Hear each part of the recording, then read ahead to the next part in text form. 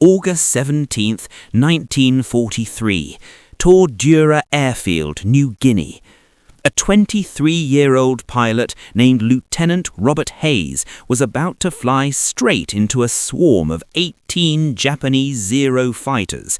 Just 6 combat missions under his belt. 6. The odds were impossible. But underneath his P-38, a mechanic had done something dangerous, something illegal, something that the Army Air Force manual specifically forbade. And what happened in the next 17 minutes would change aerial combat forever. This is the story of how a single fighter pilot, using tactics nobody had ever tried before, became the only American to shoot down 8 Zeros in a single mission. But here's what makes it incredible. It wasn't really about the pilot at all. It was about a mechanic's refusal to accept the status quo. It was about a 3/8-inch piece of piano wire. And it was about breaking the rules to save the men you serve. The P-38 Lightning was supposed to be the future of American air superiority. It was faster than anything in the sky. Twin engines, twin booms, a unique design that gave it speed and range that no other American fighter had. On paper, it was perfect. In the sky, it was a death trap against Japanese Zeros. The Zero was smaller, lighter, more agile. It could turn inside the P-38 in half the time. A Zero could execute a maneuver that would take the P-38 twice as long to complete. In a dogfight, that kind of close turning engagement, the Zero dominated. American pilots knew this. They were trained to never engage a Zero in a turning fight. Never. The training was simple. Use speed and altitude, dive from above, attack once, climb away, don't turn with them. But that strategy had a problem. It kept getting American pilots killed. By the summer of 1943, the 49th Fighter Group based at Dogfighter Airfield in New Guinea had lost too many pilots. Good pilots, experienced pilots, men with families back home, men who had trained for months only to die in their first real engagement. The pilots blamed themselves, the training manuals blamed pilot error, but there was one man who knew the real problem, and nobody would listen to him. His name was Technical Sergeant James McKenna. McKenna had been maintaining P-38s for 8 months. He knew every rivet, every cable, every component of that aircraft. He spent more time under the wings and fuselage of the P-38 than most pilots spent in the cockpit, and he knew what was killing pilots. The problem was invisible. It was so small that most people wouldn't have noticed it, but McKenna noticed everything. The P-38's control system, the cables that connected the pilot's inputs to the aircraft's response, had a critical flaw. The aileron control cables that ran through the fuselage to the tail section had slack. Not much slack, just 3/8 of an inch at full deflection. To most people, that means nothing. To a pilot in a dogfight with a Zero, it was the difference between life and death. Imagine you're in a turning fight with a Japanese fighter.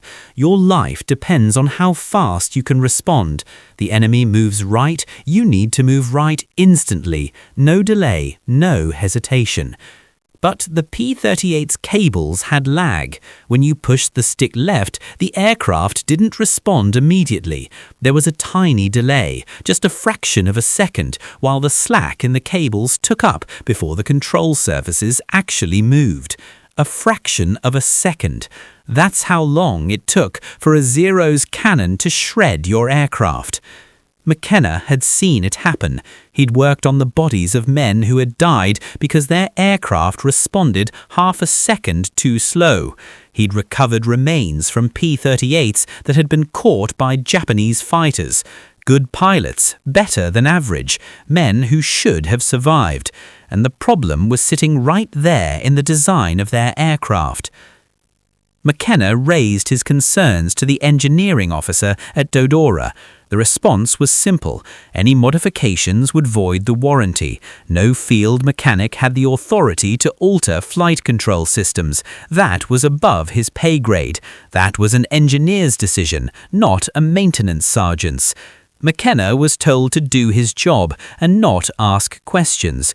So McKenna did what any desperate man does when the system fails him. He decided to break the rules. In the pre-dawn darkness of August 17, 1943, McKenna was working on a P-38 that had taken damage. The aircraft was being repaired, and there was piano wire used for various maintenance jobs scattered in the shop. Piano wire, high tensile strength, perfect for what he was thinking about. McKenna had a plan. It was dangerous. It was illegal. If caught, he could be court-martialed, but he had watched enough good men die because of a design flaw that nobody in engineering gave a damn about. He took that piano wire and fashioned it into a tensioner, a simple device that would eliminate the slack in the control cables, just tighten them, just enough to remove the lag. It took him 8 minutes to install. At 7:42 a.m., Lieutenant Robert Hayes walked toward his P-38 for the day's mission. Hayes was young, 23 years old, new to combat, only 6 missions flown, but he was scheduled to fly top cover for bombers hitting Wewak, and there was no time for hesitation.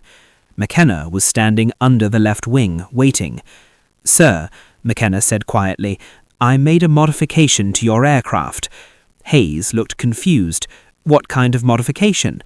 McKenna explained. "The control cables, the slack, the tiny tensioner made from piano wire that would let the P-38 respond like a zero instead of like a truck." Hayes listened. He was smart enough to understand what McKenna was saying. If the modification worked, he'd have a fighting chance.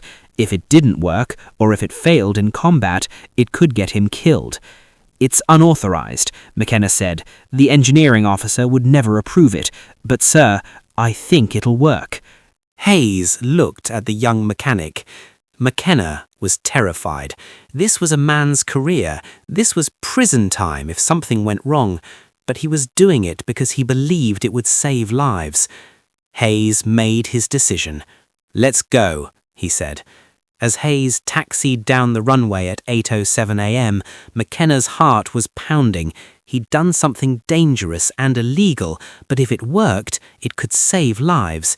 If it didn't work, a good pilot was going to die out there. The engines roared. The P-38 lifted off and disappeared into the morning sky. McKenna watched until the aircraft was gone. Then he walked back to his maintenance station and tried to look normal, knowing that he had just violated the military code in about 17 different ways. He had no idea what was about to happen. Lieutenant Robert Hayes was flying at 13,000 feet with his flight of 4 P-38s. They were in perfect position, sun behind them, altitude advantage, exactly where a pilot wants to be when going into combat. At 8:14 a.m., his radio crackled. Enemy fighters, multiple zeros at their altitude, moving toward them. The engagement began in seconds. Hayes dove from altitude and built up speed. This was the standard tactic: hit hard and fast from above, climb away before the enemy could respond. But something was different today. As Hayes pressed the trigger on his first target, the P-38 responded. Not with lag, not with delay, instantly. For the first time in his combat career, Hayes felt the aircraft move as if it were an extension of his own body. The responsiveness was shocking.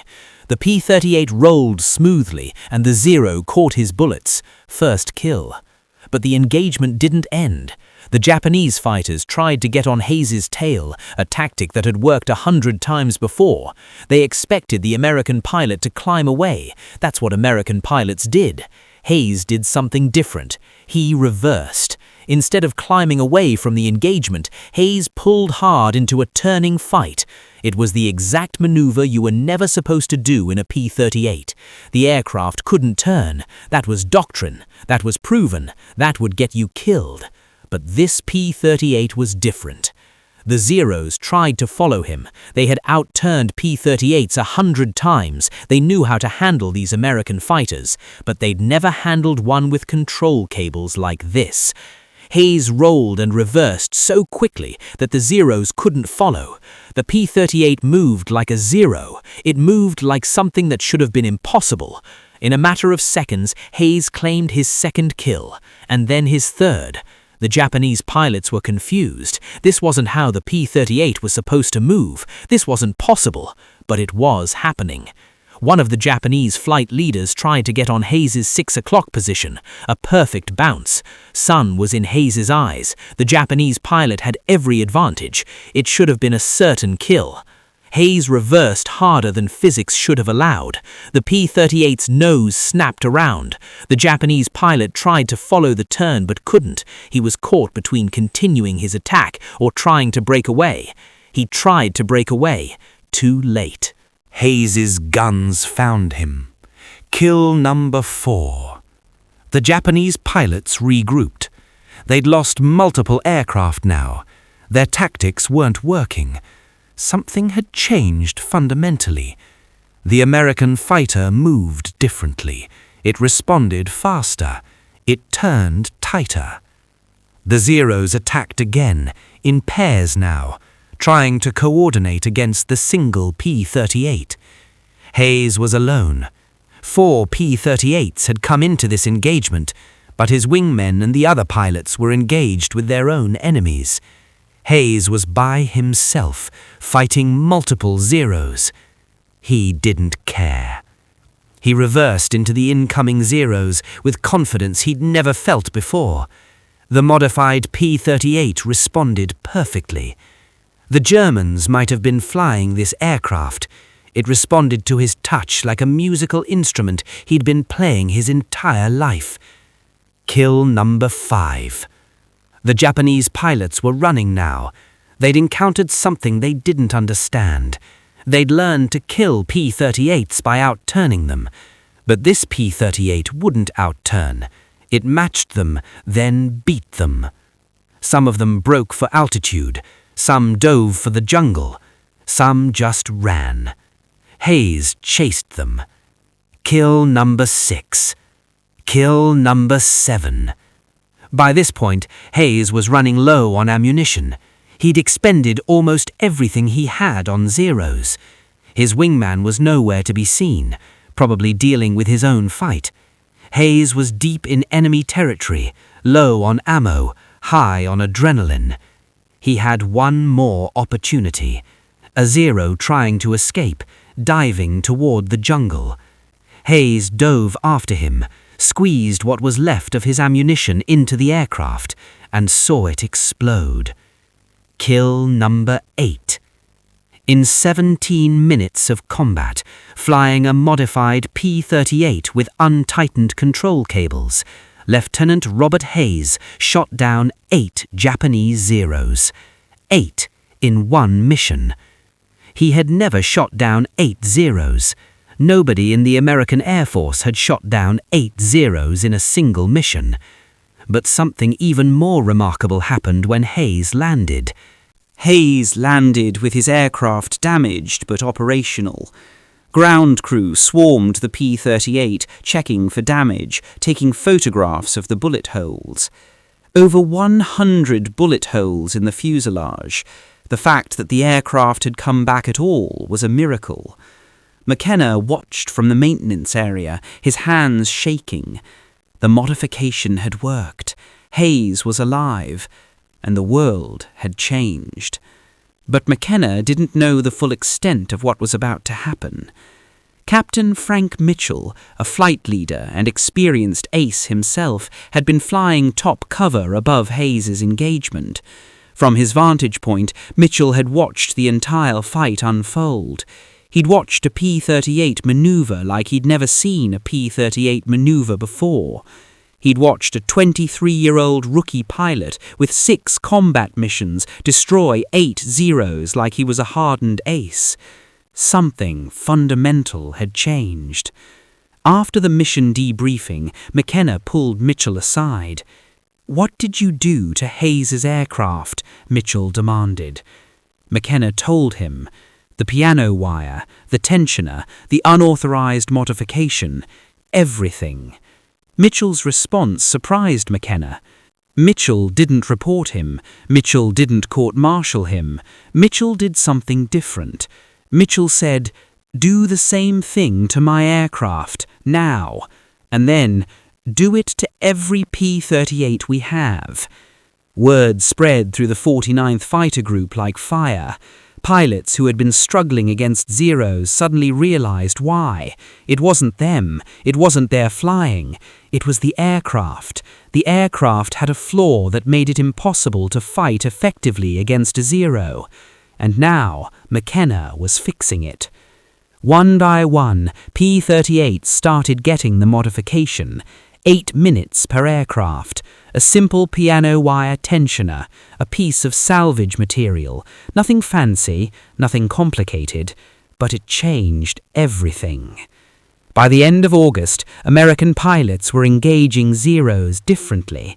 They weren't running anymore, they weren't climbing away, they were turning with them, matching them, beating them. The Japanese pilots couldn't understand what was happening.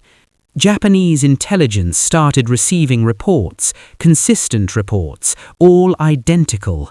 The American fighters are moving differently, they're rolling faster, they're reversing quicker. The tactics that worked in July are failing in September. Japanese pilots who had dominated the skies for 2 years found themselves being hunted. One of the greatest Japanese aces of the war, Saburo Sakai, who had 64 confirmed kills, was engaged by a modified P-38. He tried to outturn the American fighter. It was a tactic that had worked for him hundreds of times. It didn't work this time. Sakai barely escaped with his life. He landed with 47 holes in his Zero and a story that nobody believed. The Americans had changed something. The fighters moved differently. Another experienced Japanese pilot, Warrant Officer Kenji Matsumoto, a Pearl Harbor veteran with 17 confirmed kills, engaged a single P-38 with every advantage. Sun behind him, altitude advantage, perfect setup for a Zero to destroy an American fighter. The P-38 reversed faster than he expected, then reversed again and again. Matsumoto's Zero took 47 bullet holes and barely made it back to base. He reported the same thing. The Americans had changed something. Nobody believed him either, until the bodies started piling up. The statistics told a story that command couldn't ignore. July 1943. Japanese pilots shot down 74 P-38s, lost 37 Zeros, 2-to-1 ratio, Japanese dominance. August 1943, 52 P-38s destroyed, 41 Zeros lost. The ratio was closing. September 1943, 22 P-38s down, 38 Zeros destroyed. The numbers had reversed. The hunters had become the hunted, and nobody at command could explain why. Japanese high command was baffled. They dispatched intelligence officers to investigate. Did the Americans have a new aircraft? No, the P-38s looked identical. Did they have new weapons? No, same cannons and machine guns. Did they have a new tactic? How do you explain an aircraft that suddenly turns faster than the laws of physics should allow? You don't. You report it as impossible. You suggest maybe the Americans have used some new secret weapon, and then you start sending your best pilots on maintenance missions so they don't have to fly against these supernatural American fighters. By mid-September 1943, the Army Air Force brass got wind of what was happening in New Guinea. A mechanic had made an unauthorized modification to P-38s. The modification was working. Kill ratios had reversed. American pilots were suddenly competitive against the best fighters in the Japanese Air Force. The proper response would have been to court-martial McKenna. Instead, something different happened. The Army Air Force recognized that McKenna had discovered something real. The modification worked. It was simple, it was effective, and it was saving American lives. So they did the logical thing. They ordered Lockheed Aircraft to integrate a similar tensioning system into the P-38J model, the next generation of the fighter. Officially, sanctioned by command. McKenna's illegal modification became standard equipment on the best P-38s. But here's the thing, McKenna never received credit. His name was never mentioned in any official report. The modification was presented as an engineering solution that Lockheed had developed. The fact that it was reverse-engineered from a mechanic's piano wire fix on an airfield in New Guinea was never mentioned. McKenna never complained. He never demanded recognition. He simply went back to his job maintaining aircraft. The war rolled on. American P-38s with the new tensioning system dominated the skies of the Pacific. Kill ratios stayed in America's favor. Pilots who had been struggling suddenly found themselves competitive. Hundreds of American pilots came home because of a modification that took 8 minutes to install, and the man who discovered it was never mentioned in a single history book. Lieutenant Robert Hayes, the pilot who had benefited from McKenna's modification on that fateful August morning, went on to fly 63 combat missions in total. He shot down 11 Japanese aircraft across his entire service record. He survived the war. After the war, Hayes returned home to a hero's welcome like so many other fighter pilots. He received medals and recognition for his service. He was celebrated as one of America's great pilots. But if you asked him, he would tell you the truth. He was only a hero because a mechanic had broken the rules. McKenna went back to maintaining aircraft after the war. No promotion, no recognition, no medal. Just a technician who fixed things and kept pilots alive. The history books celebrated Richard Bong, America's ace of aces, with 40 confirmed kills. They celebrated Thomas Maguire, the second highest scoring ace, with 38 confirmed kills. They wrote entire chapters about the battles in the Pacific and the American air superiority that won the war. But they never mentioned the mechanic whose modification made all of it possible. Decades later, when historians and engineers began studying the P-38 in detail, they discovered the modification. They traced it back to Dodadura Airfield in August 1943. They figured out that a mechanic named James McKenna had discovered a critical design flaw and fixed it with salvage materials and 8 minutes of his time. Some of them tried to give him credit. Some wrote about him in academic papers. Some included his story in military history documentation. But by then, McKenna had passed away. He never knew that his contribution had been recognized, however late. The P-38 Lightning remains one of the greatest fighter aircraft of World War II. Engineers and historians study its design. Pilots study its tactics. Flight schools teach students about its performance. But almost none of them know the real story of why it finally became competitive against the Zero. This is the story of a young mechanic who understood something that the engineers didn't. Or maybe they understood it but didn't care enough to fix it. James McKenna saw a problem that was killing good men, and he decided to break the rules to solve it. He didn't ask for permission, he didn't wait for authorization, he didn't file a report through proper channels and hope that someone in the brass would eventually notice and care. He just fixed it. 8 minutes. That's how long it took to change the course of the Pacific War, and it all happened because one man refused to accept that the status quo was good enough. Lieutenant Robert Hayes got the credit.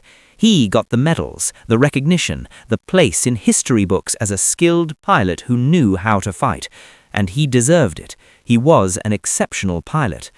But the real hero wasn't the pilot.